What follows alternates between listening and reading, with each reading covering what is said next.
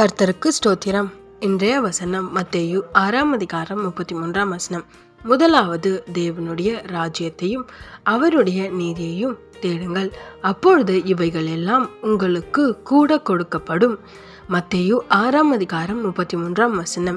முதலாவது தேவனுடைய ராஜ்யத்தையும் அவருடைய நீதியையும் தேடுங்கள், அப்பொழுது இவைகள் எல்லாம் உங்களுக்கு கூட கொடுக்கப்படும். இந்த வசனம் ரொம்ப அழகாக சொல்லுது. நம்ம முதல்ல எதை தேடணும் அப்படின்னா தேவனுடைய ராஜ்யத்தை. ஆமென். பைபிள் வாசிக்கணும், ஜெபிக்கணும். அப்பொழுது நம்ம ஏசப்பாவை தேடும் போது, ஏசப்பாவோட வாழும்போது நம்மளுக்கு என்னெல்லாம் தேவையோ அது எல்லாமே, என்ன தேவைலாம் இருக்கோ எல்லாவற்றையும் ஏசப்பா நம்மளுக்கு கொடுப்பாராம். ஆமென். இப்போ கூட நினைக்கிறீங்களே, இவ்வளோ தேவை இருக்குது, இவ்வளோ இது இருக்குது, நான் என்ன பண்ணுவேன், என்ன செய்வேன்?